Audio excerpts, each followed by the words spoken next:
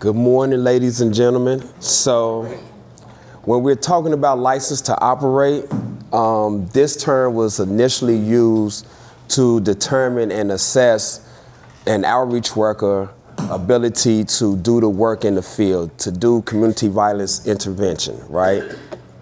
But then later on, we start to realize that everyone have a license to operate or have the ability to be able to operate in their community. And so what we started to do was we started to collaborate with the faith-based organizations. We started to collaborate with the residents and encourage them to walk alongside of us in this violence reduction effort, right? And so when we're talking about license to operate, it's really your having the knowledge, right? Whether it's historical, whether it's a current knowledge, right? Whether it's your ability or your knowledge to understand what resources or what lack of resources that your community lacks or have, right? And so what are your role? What role that you can play in bringing up that community, right? To see that, in order to see that community thrive. And so when we're doing this work, and we've been doing this work officially since 2017, every year the community, or we had an issue that we had to address, right? And so that came from either having victim advocacy, right? And so when we're talking about building blocks of peace, right? It really starts with you all. You know, it really starts with you. And so when we talk about license to operate, we really hire men and women with a hyperlocal approach. So the men and women actually come from the neighborhoods, right? Come from East Garfield Park, come from Near West, come from Humboldt Park, North Lawndale. And so the idea is that if you hire the men and women from those communities, then you can create buy-in. You'll have buy-in. But we also understand that we can't do this alone, right? And so we reach out to the mothers, we reach out to the fathers, to the aunties, and the unofficial aldermen and mayor of the blocks, right? And once you sit down and you engage with them, you understand that they have a wealth of knowledge, right? They can tell you who stayed in this house. You know, they can tell you that, hey, look, I raised those young men and women who are at risk to be either a perpetrator or a victim of gun violence, right? And so now we understand that, hey, you know what? We need to include you in our CVI efforts, right? So I just want you all to give you all to your roses because you all have the license to operate. It's just a matter of where do you see yourself fitting in that, right? And then when we talk about license to operate as well, we're talking about how do you stay relevant? How do you stay current, right? Understand, yep, the mic, okay, my bad. So when we're talking about license to operate as well, right, it's pretty much like you renewing your driver's license and your state ID, right? You have to renew it. You have to make sure that it's relevant and that it's current. So what that means is that depending on the trends, depending on what's happening, you understand what's happening, and then you also making sure that you're a part of, make sure you're part of the trend, but also part of the solution as well, okay? So once again, when I say building blocks of peace, this idea, I love it, right? I love it. And so I'm part of it. I'm glad that you all are really creating that momentum. You all have that, that momentum going on, but also you're all over the city now with the trainings and breakout sessions. And so, yes, so I just want to open up the floor too for any questions. Any questions? Do anybody have any questions on license to operate? I got a question, Damen. Yes. If someone is newer to a neighborhood, but they want to get involved, how should they approach building that trust? Yes, that's a good question, right? So when you're new to the neighborhood, you really want to, what we do, we canvass the community, right? We understand what resources are in the community, what organizations are in the community, whether you're a nonprofit organization, whether you're a faith-based organization. Get involved, right? Learn what they do, get involved, and then that's when you start to build up your license to operate as well. Yep. Yep. got a question over here. When you're dealing with the seniors in your communities, you know, and sometimes you get multiple seniors on one block, and most of them are afraid to come out the doors, and then if they can get out, it's a little bit of work and effort for them. They disabled or whatever, those things. How do we incorporate something to capture the seniors who are the foundation for a lot of the youth that they missed out on? They like in Ephesus, they said they lost their first love because they don't have no money to reach out to them to help. How do we deal with that? Yes, that's a good question. So Can you rephrase the question just so everyone hears it? yes, so he said, how do we connect and engage with those seniors who may have mobility issues, right, and they can't get out of their homes on a regular basis? How do you engage with them? Okay? Yeah. So really, once again, it's about door knocking.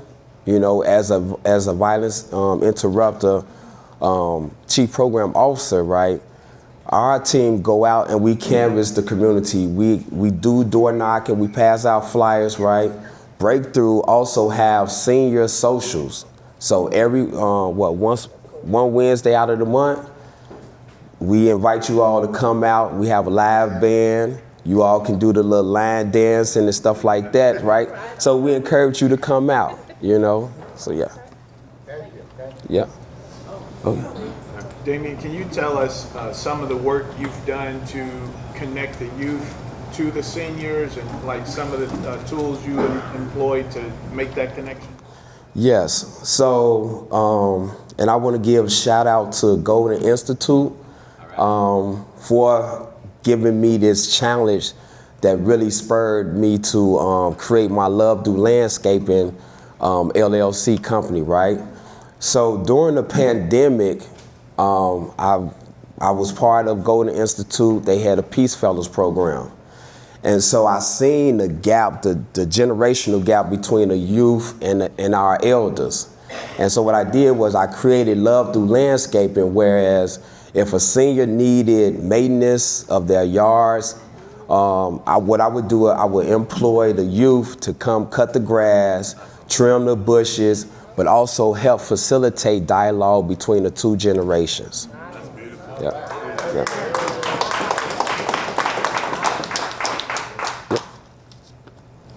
My block, it seems like it's like 95% demographically changed. Yeah. So we have a truly language challenge. How do we then communicate our desires, because our society is not just one that's been there for a while. How do we come together now with this language? It's a real challenge. Duolingo. Communicate. I'm telling you, Duolingo. She said Duolingo, right? But also too, you all still, outside of the language barrier, you still have a common ground, right? Common goal.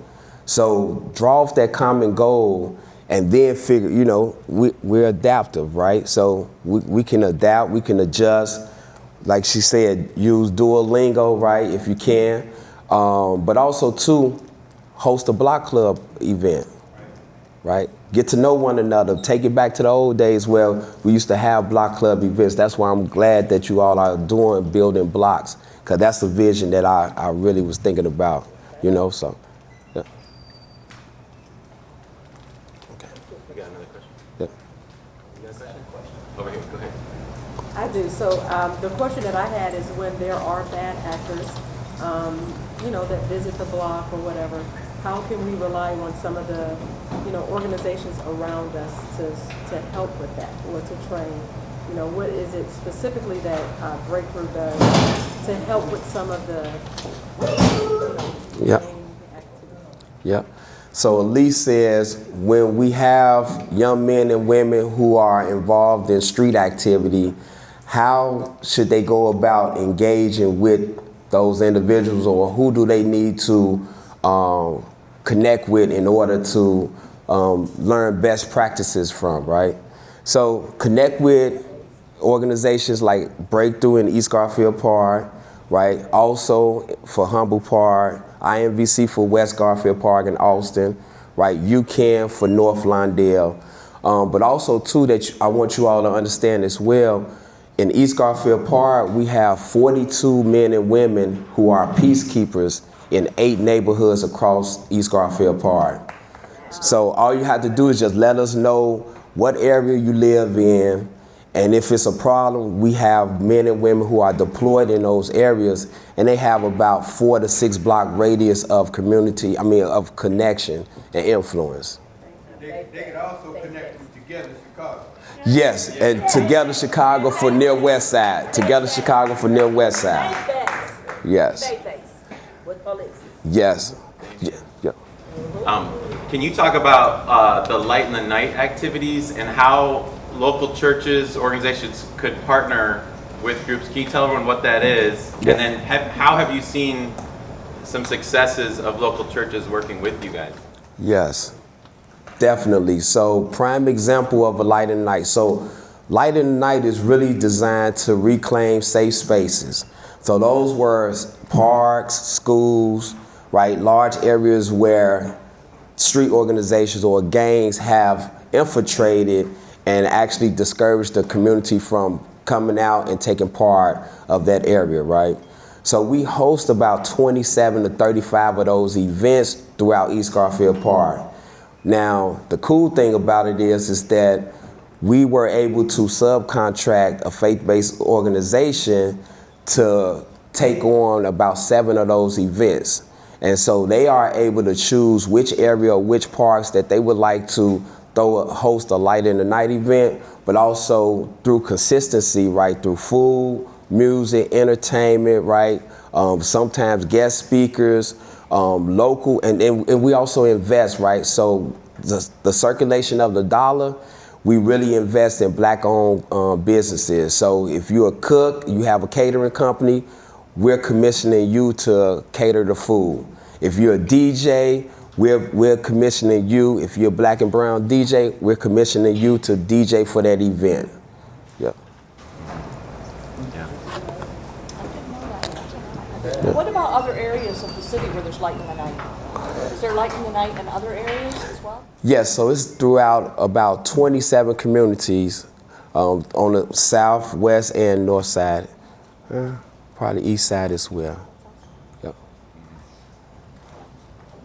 Yes. How about if you have a community that you want to canvas, right?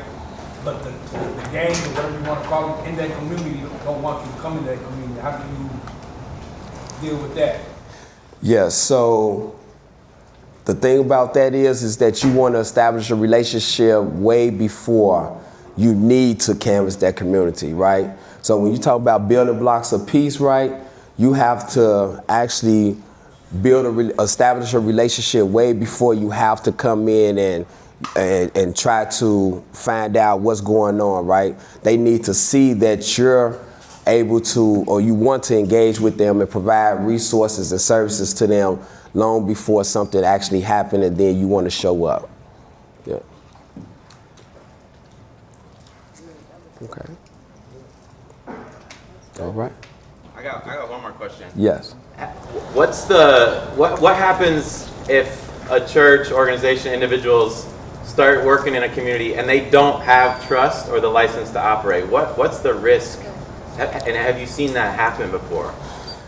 Yes, so it is a risk because you don't know what's the current landscape, right? You don't know if it's a conflict brewing or is a conflict ongoing in that community, right? And so you want to connect with a street outreach organization, and then that way you all, both of you all can join together, and then y'all could canvas together. We've done that with the faith-based organization, with marches, with canvassing, right? We have done that because now we're getting them to see, like, hey, look, shout to us and understand it and see how we engage with the men and women who we talk to, right? And then you all can kind of like have your own license to operate at some point. Yep. Do you incorporate the Love Your School programs into this as well?